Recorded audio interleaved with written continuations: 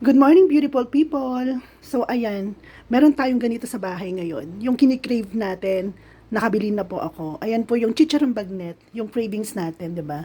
So, eto, story time tayo. Eto, actually, itong chicharon na to, nabili ko po to kagabi. Kasi kagabi, nag-inuman po kami. So, una kami pumunta ng bar sa MB. Pangalawa, nag-Shinmatu kami. Pangatlo, nag-Cold Zero kami. So, nakatatlong bar kami kagabi. So, nag-bar hopping talaga kami. Nag-hop kami sa mga bar. So, ang ending, sa pangatlong bar, nagkagulo. Nagkagulo yung, hindi ko alam kung sino may kasalanan or ano, kasi nakatulog na po ako nun dun sa pangatlong bar sa Cold Zero. So, pagising ko, bigla na lang nagkagulo. Yung grupo namin, tapos yung sa kabilang table, hindi ko alam kung anong nangyari talaga, hindi ko alam kung sino nag-umpisa. Pero kasi ang sabi ng mga kasama ko, ng friend ko, ni Rihanna, sabi niya, wala naman daw ginagawa yung mga kasama ko. Yun, bigla na lang daw nag-away, kasi hindi ko alam kung anong nangyari. Basta ayun. Hindi ko alam yung yung buong istorya nila. Pero basta, natapos na kami, umaga na. Siguro mag-aalas 7 na yata yun, or mag-aalas 8 na ng umaga, no, natapos kami doon. Hindi ko na makikwento yung gulo na nangyari. Kasi, hindi ko naman talaga alam kung ano. Basta yun. Pagkatapos namin sa Cold Zero, pumunta nga pa na kami ng Madapdap. Yun, tinuloy namin yung inuman namin dun sa Madapdap. Pero tatlong na lang kami ng friend ko. Si Rihanna, tapos si Maraya. Hindi na sumama sila Daniel, ang tawag dito? Nakalimutan ko yung pangalan ng isang lalaki, tsaka ng girlfriend niya. Hindi na sila sumama sa amin. So, kami na lang yung natira sa Madapdap. At nag-inom pa kami doon. Grabe, ang lala ng namin, di ba, ng inuman namin. Nakatatlong bar na kami, tapos uminom pa kami doon sa bahay ng friend ko sa Madapdap. Natapos kami mga siguro mga tanghali na yon. Kasi, yes, magtatanghali na or mag-alas 12 na yata yung. Kasi naalala ko pa noon, tumawag pa sa akin si Joaquin noon na, kasi nga nag-aaway nga kami ni Joaquin. So, ayun, mag-aalas 12 na yata yon or something, parang ganun. Tapos nalasing na ako. Hindi ko alam, nakatulog na pala ako dun sa kwarto ng friend ko. Yun. So, ayan, um, ano nangyari nun? Nagising ako hapon na, and then, umuwi ako mag-aalas 9 na ng gabi or mag-aalas 10 na yata ng gabi nun. Tapos nag-book ako ng angkas sa Maxim. Yan. It just so happened, or hindi ko alam kung coincidence ba or what, di ba nag-Shinmatu kami kagabi? Nandun din pala yung nabook ko na driver ng Maxim, nandun din sila sa Shinma. Nakikita pala nila kami dun sa Shinma na nagiinuman. So, hindi ko alam na siya rin pala yung nabook ko sa Maxim. So, yung Maxim na yon, yung driver na yon, friend siya ng friend ko, ni Rihanna. So, ayun, kampante ako na safe yung yung driver ko, yung biyahe namin kasi nakakilala ni Rihanna. So, alam mo yung namin biyahe namin, parang long ride na talaga kasi parang ang tagal namin Kasi si Kuya kasi siya, hindi siya nagmamadali.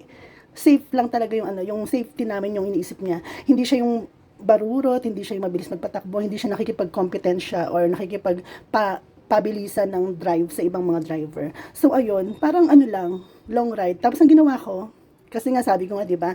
From Madapdap, uuwi ako ng Balibago, so ang layo-layo ng bahay ko, 'di ba? Tapos ayan, naisip ko tong na to, yung chicharong bagnet na to. So nagpadaan muna ako dun sa may Dao Terminal. Ayan, para lang bumili nito ha. Kinausap ko si Kuya, sabi ko, Kuya, punta tayo ng Dao Terminal. Ayan, bibili ako ng chicharong bagnet. So kasi ito yung talagang kinikrave ko talaga. Hindi ko alam kung bakit gustong-gusto ko talaga tong kung bakit pinaglilian ko talaga tong mga chicharon na to. And alam nyo ba, kapag bumibili ako ng chicharon, di ba balibago ako, kailangan ko pang dumayo sa Dao Terminal para lang makabili nito. Ayan. Para lang makabili nitong chicharon bagnet. Kasi yung chicharon sa terminal, sobrang ang ganda ng quality ng chicharon nila. Solid talaga, oh. Kung makikita nyo naman, di ba? Solid na solid talaga yung pagka-chicharon niya. Yan. Buong-buo talaga yung pork. Hindi siya talaga tinipid. Actually, dito naman sa lugar namin, meron naman nagtitinda ng chicharon. Kaso nga lang, hindi ganito. Hindi, yung parang ordinary na chicharon lang, hindi siya ganito na bagnet talaga siya. Tapos ang kagandahan pa dito, meron siyang dalawang flavors. Ito, yung binibili ko palagi, itong spicy, kasi mahilig ako sa spicy food. Pero kung hindi naman kayo mahilig sa spicy food or sa spicy chicharon, meron naman original flavor. Yun. So ito, ang sarap nito, sulit na sulit talaga. Sobrang sarap talaga ng kasi nga hindi siya tinipid tapos buong-buo yung pork niya, 'di ba? So, hindi ko alam kung parang promotion na yata 'tong ginagawa ko, pero grabe, 'di ba? Kailangan ko pang dumayo ng Dao para lang makabili na itong chicharon na to. Ito nga pala ay 150 pesos, pero yung iba Depende kasi sa tindahan sa nagtitinda. Yung iba kasi, nagtitinda sila ng 140 lang. So, bahala na kayo kung paano kayo makakahanap ng mas mababang presyo. Pero nag-range talaga yung price nito sa 140 pesos to 150 pesos. Ayun. And ako, nagbabalak na ako na mag-stock ng ganito dito sa bahay, tapos ilalagay ko sa cabinet. Ayan.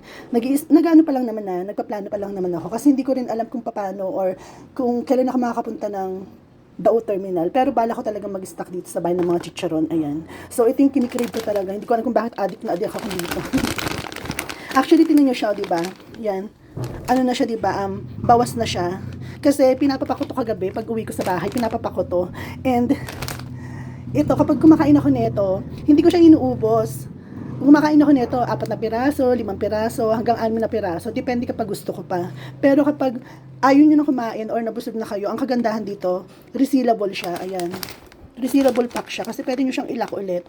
Kaya hindi kayo magwo-worry na baka kumunat or baka mahanginan, di ba? So, ayan. Ang kagandahan dito, ang ganda ng ano niya, packaging niya. Pwede mo siyang ilak ulit. So, ayun lang mga katumbling. And, pasensya ng haba ng video ko, no? Yun, gagawa nga pala ako ng kape ngayon kasi excited ako papakin ulit tong bagnet natin. Yan. So, ano pang hinihintay natin mga katumbling? Tara, breakfast na tayo and kumain na tayong chicharon. So, ayun lang. Bye!